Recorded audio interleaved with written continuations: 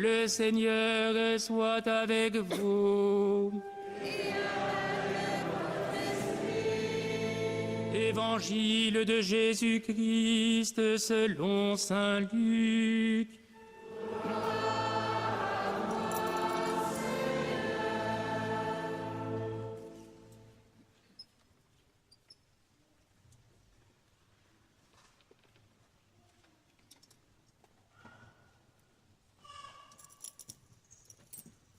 En ces jours-là, Marie se mit en route et se rendit avec empressement vers la région montagneuse dans une ville de Judée. Elle entra dans la maison de Zacharie et salua Élisabeth.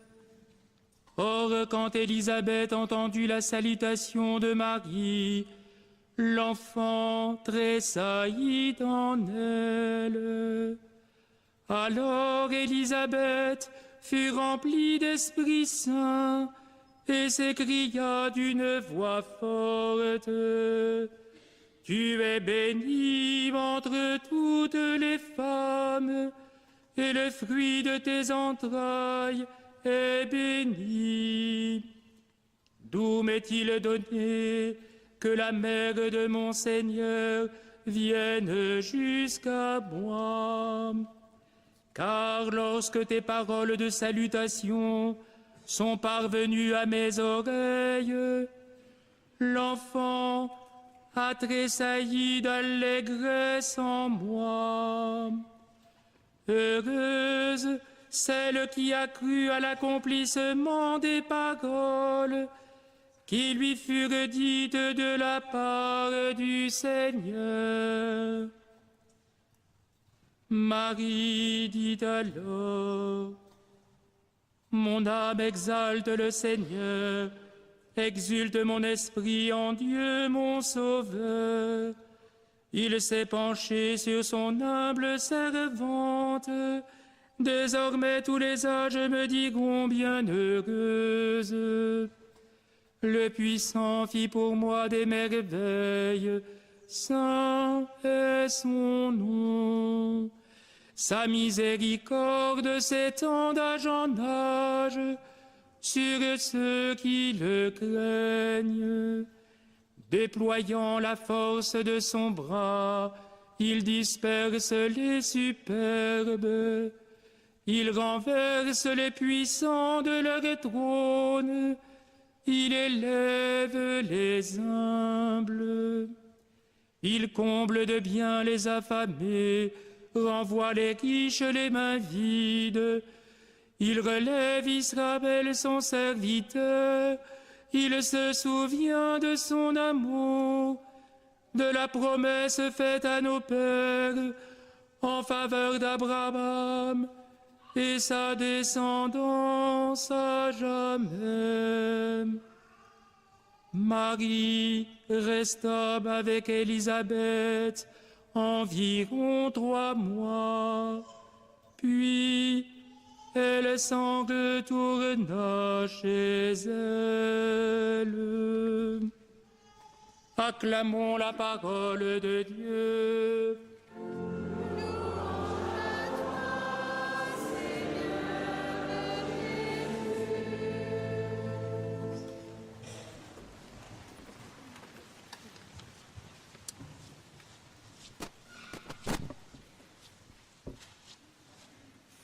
Lorsque le pape Pie XII, de vénérée mémoire, et je dis de vénérée mémoire parce qu'il serait temps que nous, catholiques, nous cessions d'être perturbés par les mensonges qui ont été proférés contre lui.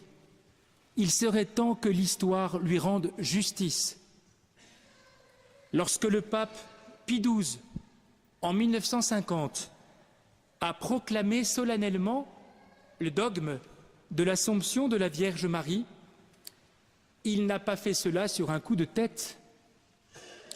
Il avait d'abord consulté les évêques du monde entier et, après avoir reçu leurs réponses, il a jugé opportun de proclamer ce que l'Église a toujours cru, que Marie, la Vierge Marie, Mère de Dieu, n'a pas connu la corruption du tombeau, mais qu'elle connaît, dès à présent, la plénitude de la vie auprès de Dieu, avec son corps et son âme.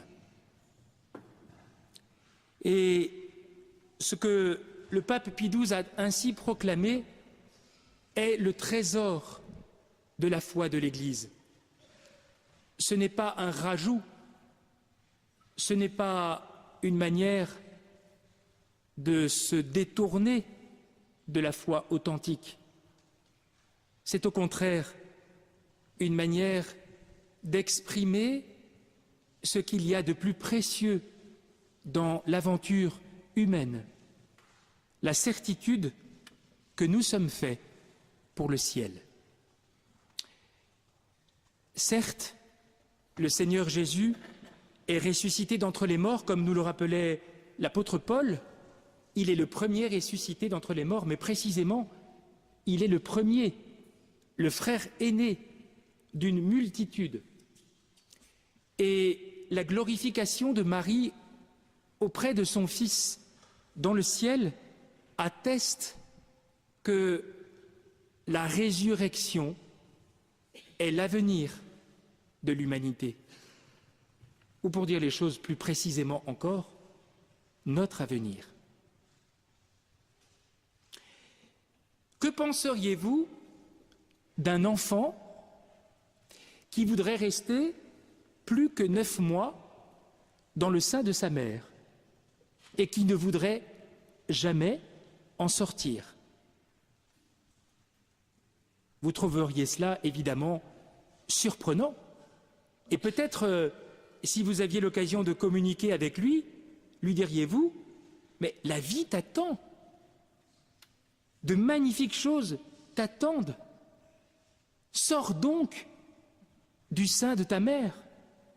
Deviens ce que tu dois être. Pourquoi cette image? Parce qu'il me semble, frères et sœurs, que nos contemporains vivent comme si la vie présente était l'ultime but de la vie. Comme si le but était de rester le plus longtemps possible sur cette terre. D'ailleurs, vous savez que certains imaginent même devenir immortels.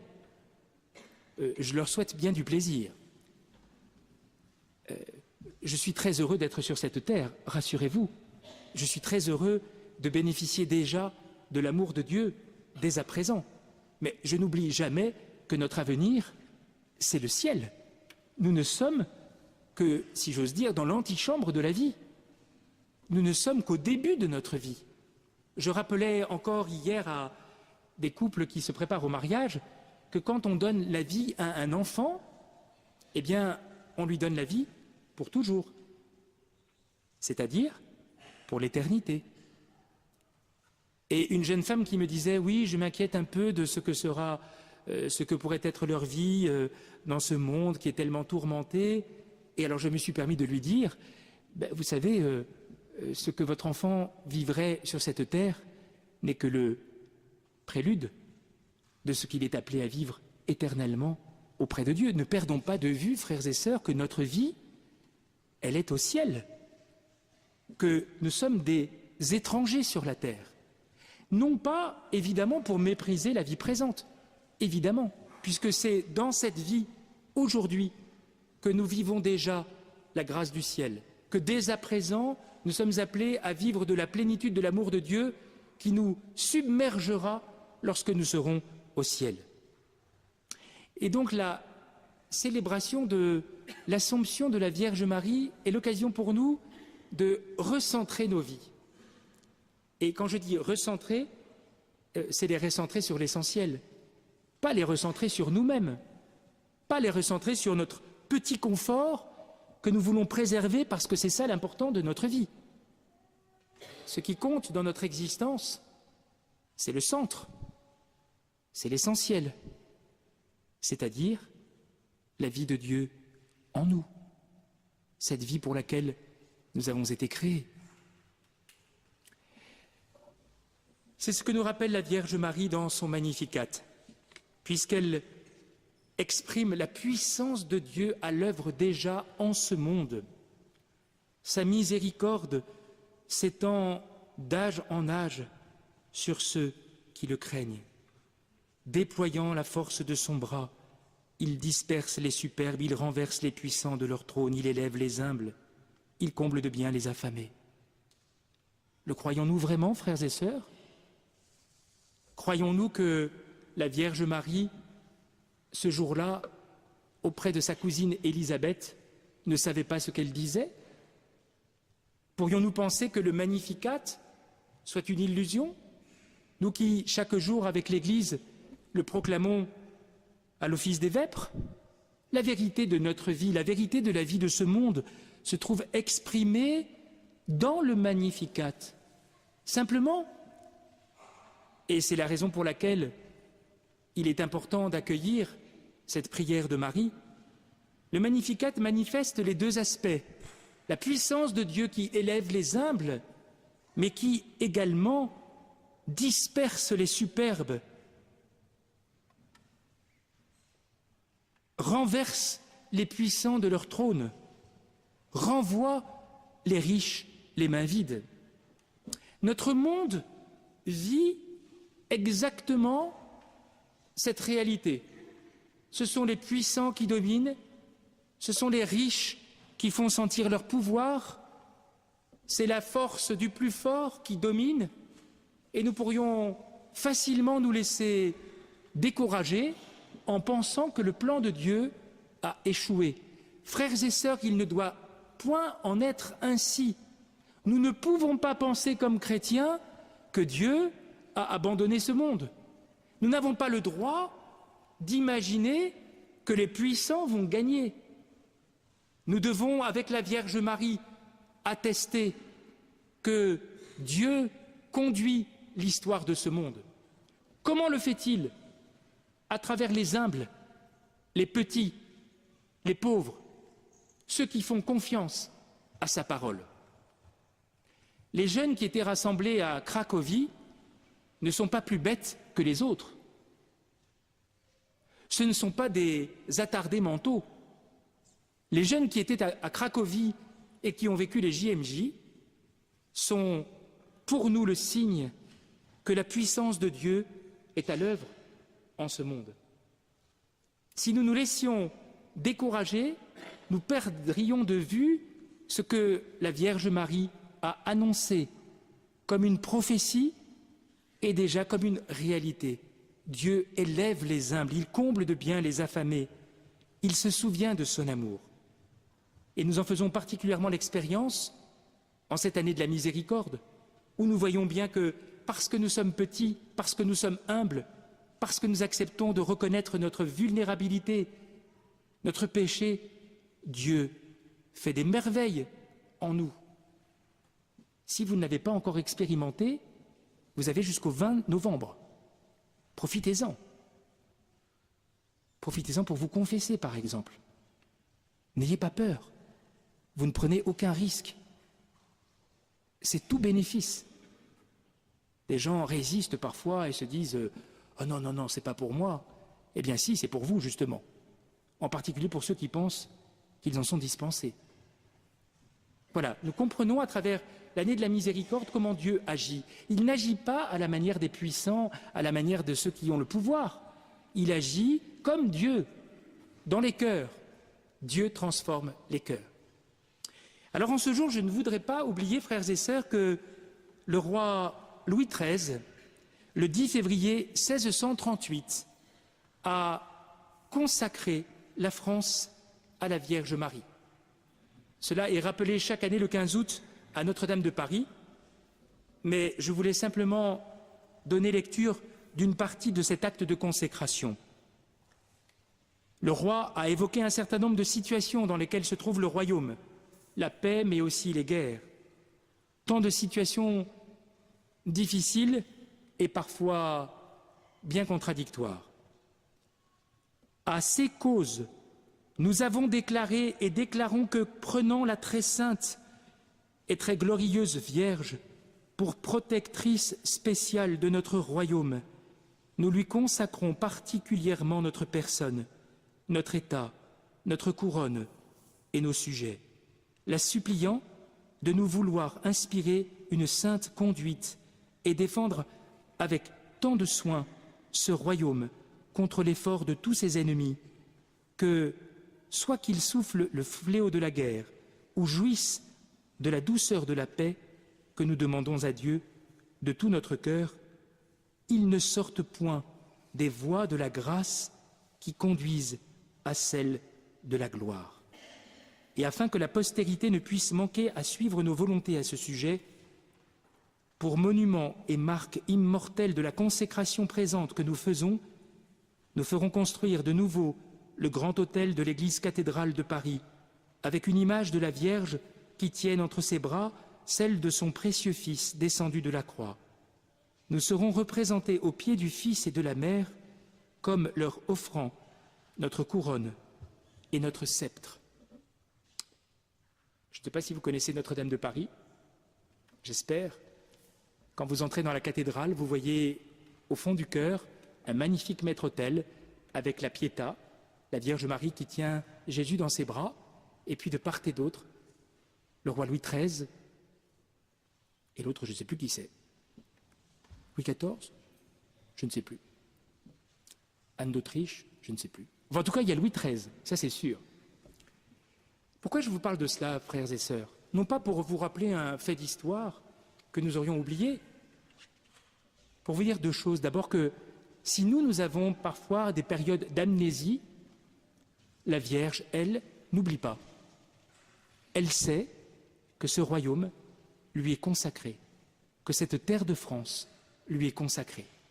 D'ailleurs, c'est très étonnant, elle s'est rappelée en 1858 qu'elle avait un petit bout de terrain dans les Pyrénées qui lui appartenait, qui lui avait été donné par un lointain chevalier qui était revenu des croisades et qui avait dit « Si je reviens vivant des croisades, je consacre mon territoire à la Vierge Marie ». Et en 1858, Marie s'est rappelée de cela et elle est venue visiter sa résidence secondaire dans les Pyrénées. Ça s'appelle Lourdes. Voilà. Et donc la Vierge sait bien qu'elle est chez elle en France. Elle ne l'a pas oubliée. Elle nous a suffisamment comblés de ses bénédictions, de ses apparitions, pour que nous puissions, nous, oublier la prévenance de Marie. Donc Marie, n'oublie pas. À nous de ne pas oublier.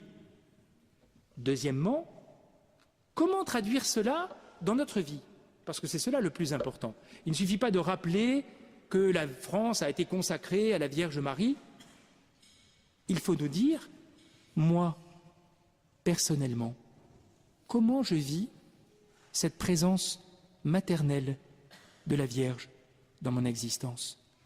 Comment est-ce que je cherche à l'imiter? Comment je cherche à vivre dans la confiance comme elle?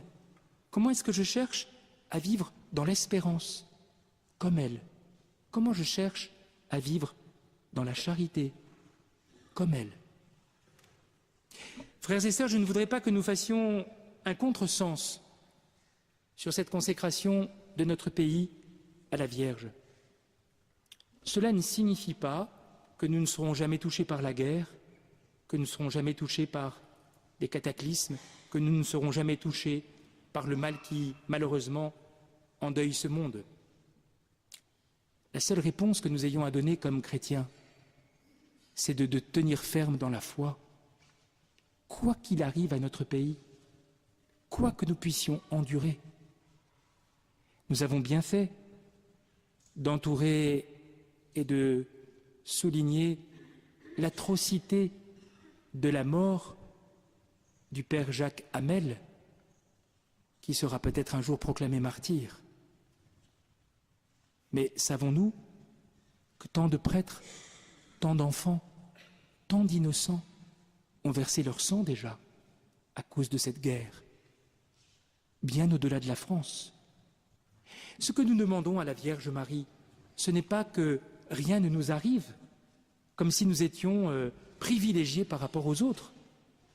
Ce que nous demandons à Marie, c'est que dans le bonheur, comme dans le malheur, dans la paix, comme dans la guerre, nous soyons fidèles à cette consécration de notre pays à sa douce intercession maternelle.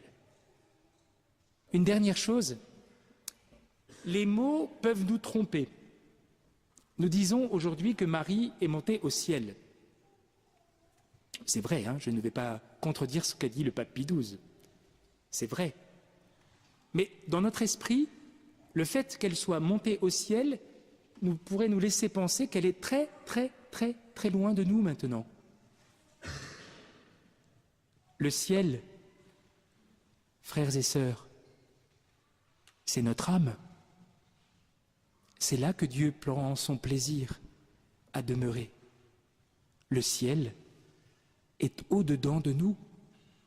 Quand nous disons que la Vierge Marie est montée au ciel, nous ne disons rien d'autre que désormais, elle est en nous, à côté de nous, qu'elle n'a jamais été aussi proche de chacune et de chacun de nous. Que notre joie soit grande en ce jour. Amen. Alléluia.